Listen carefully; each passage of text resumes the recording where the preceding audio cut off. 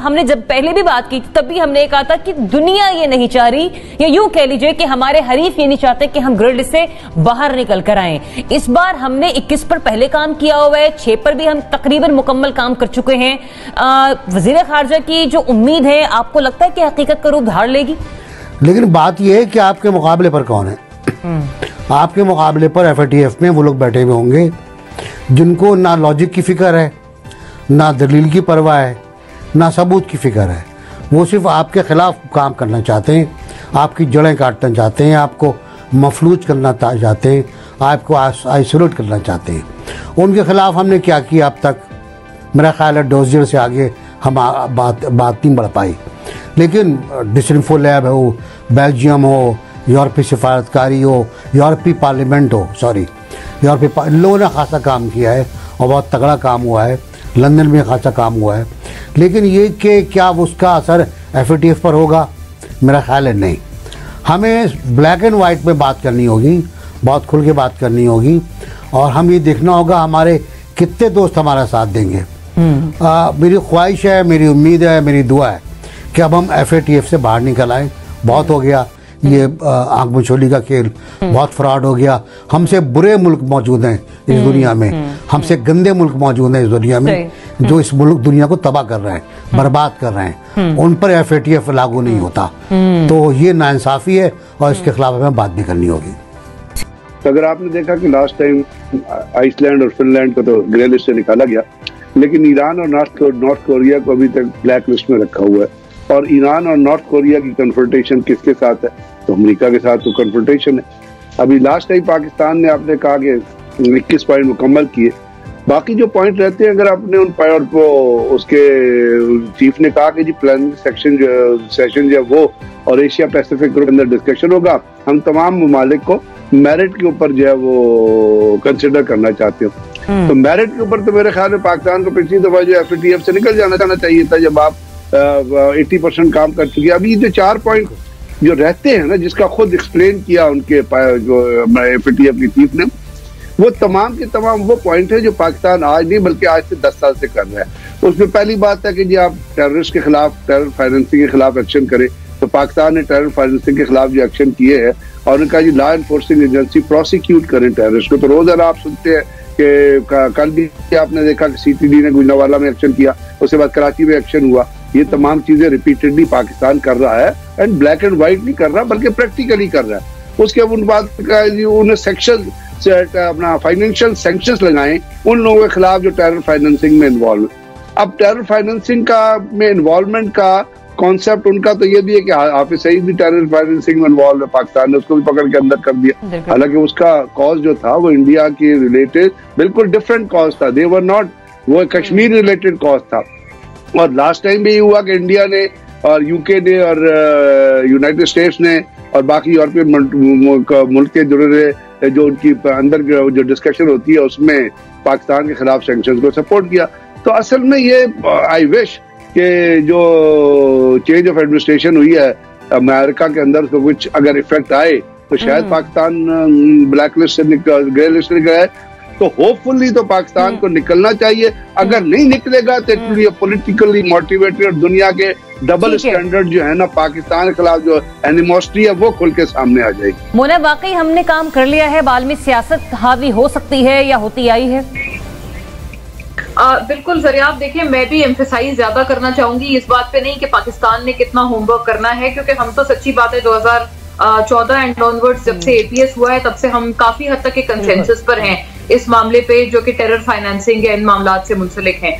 हमें अपने home ground में जो अगर कोई एक आध लैप्सेस है ना उस पूरे नेशनल एक्शन प्लान की इंप्लीमेंटेशन पर भी, जिसके कुछ हमें फॉल आउट नजर भी आते हैं पाकिस्तान में, वो लैप्सेस हमारी तरफ हैं। वो किसी और को पाकिस्तान के बाहर या दुनिया में हम कोई टेररिज्म फैला रहे हैं, ऐसी कोई बात नहीं है। मतलब ये एक बड़ा मिसकंसेप्शन है जो कि दो बातों को, तो बिल्कुल मुख्तलिफ बातों को एक बनाकर पेश किया जाता है। इसका जो प्रोपेगेंडा वाला एस्पेक्ट है ना, मुझे लगता है हमें अब उसके ऊपर फोकस करना चाहिए। ठीक है हम बहुत कुछ कर रहे हैं, लेकिन जब तक हम दुनिया को बताएंगे नहीं अच्छी तरह से बावर नहीं कराएंगे कि हम क्या कुछ कर रहे हैं और इसमें कितना स्ट्रॉन्ग एक भारत का प्रोपेगेंडा है, तब तक मुझे नहीं लगता बात बनेगी। क्योंकि सीधी बात है कि हमें कुछ ममालिक के सपोर्ट की वहां पर जरूरत है, FATF की इस लॉबी को हमारे फेवर में करने की जरूरत है, और भारत इसमें जिस लेवल का बहुत मुनज़्ज़म प्रोपेगेंडा कर रहा है, मुझे लगता है कि हमें शायद, मैं इन माय ओन ओपिनियन, मुझे लगता है शायद उस चीज को हम अभी तक ग्रैस्प नहीं कर पाए हैं। अच्छा। हम अभी भी अंदाजा ये नहीं लगा पाए हैं कि कितना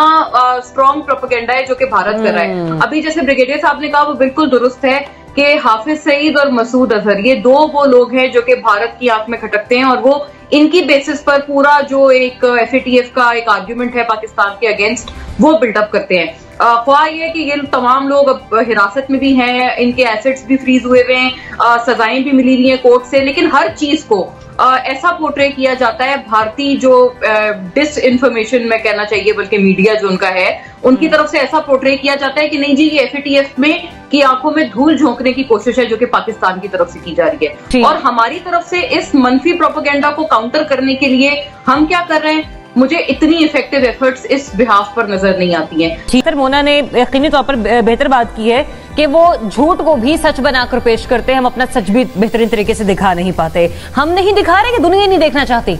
देखिए, इसमें मामला ये है कि इसमें सियासत बहुत हद तक प्ले करती है। इंटरनेशनली जो पॉलिटिक्स है, जिसमें जिस तरह भी जिक्र हुआ, भारत का जिक्र हुआ, अमेरिका का जिक्र हुआ, तो ये सारे फैक्टर्स बहुत ज्यादा इंपॉर्टेंट है। पाकिस्तान ने, जिस तरह आपको पता है, पहले भी यहाँ पे जिक्र हुआ कि 27 में से 21 पॉइंट्स पे ऑलरेडी पाकिस्तान की कारकर्दगी ऑलमोस्ट 100% है।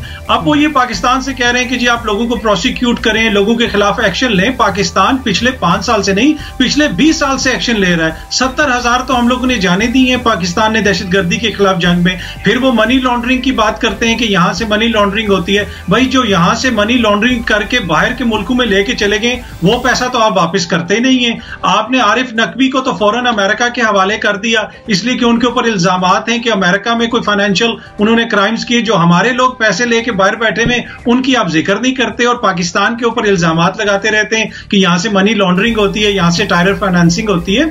तो ये सारा पॉलिटिकली मोटिवेटेड है। हाँ, कुछ हमारी कोताहियां होंगी, माजी में कुछ हमारी कमजोरियां थी, उसके ऊपर हमने काबू पाने की कोशिश की है, हमारी अदालतें काम कर रही हैं। तो ये मसला है कि जब तक ये पॉलिटिकली मोटिवेटेड रहेंगे फैसले, तब तक पाकिस्तान के ऊपर ये तलवार लटकती रहेगी।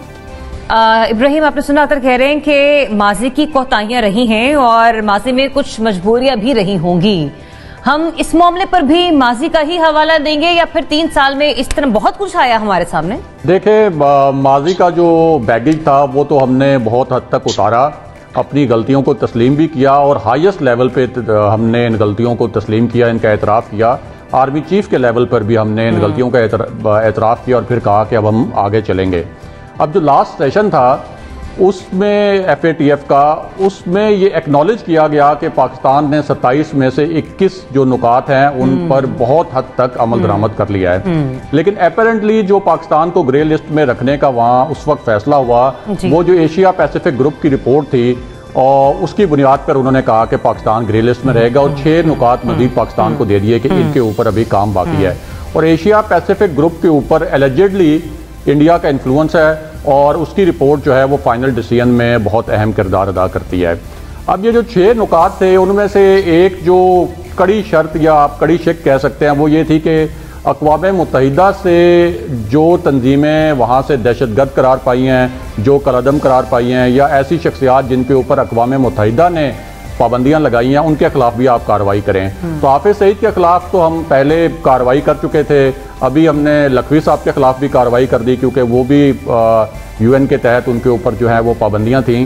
तो देयर इज़ नो रीज़न कि पाकिस्तान का नाम जो है वो FATF की ग्रे लिस्ट से ना निकाला जाए। हमने टेरर फाइनेंसिंग के ऊपर भी काम किया है। तो ये जो अब बात आ जाती है कि आपके सफारती एक तो एफर्ट के ऊपर और दूसरा पाकिस्तान के खिलाफ जो इंडिया की एक मौसर लॉबिंग है, फिर इंडिया एक बड़ी मार्केट भी है, उसके ऊपर आई थी। तो टेक्निकली और मेरिट के ऊपर तो पाकिस्तान का नाम निकलना चाहिए, लेकिन मुझे लगता नहीं है कि ये जो पाकिस्तान के खिलाफ एक लॉबिंग है, बिल्कुल बिल्कुल जो कहा गया है वो पाकिस्तान ने पूरा किया। और अगर मेरिट के बिहाफ पर रखकर हम बात करें तो पाकिस्तान यकीनी तौर पर इस ग्रे लिस्ट से बाहर निकल कर आ सकता है। लेकिन हम इल्जाम तराशी नहीं कर रहे, माजी में भी ऐसा होता रहा और खुदा ना खास्ता ऐसा होता है कि हम फिर ग्रे लिस्ट में हमारा नाम बरकरार रहता है। तो इस बात में कोई झूठ नहीं है, कोई से इख्तलाफ नहीं कर सकता कि फिर जो इंटरनेशनल लॉबी है या जो आलमी सियासत है वो पाकिस्तान पर और पाकिस्तानी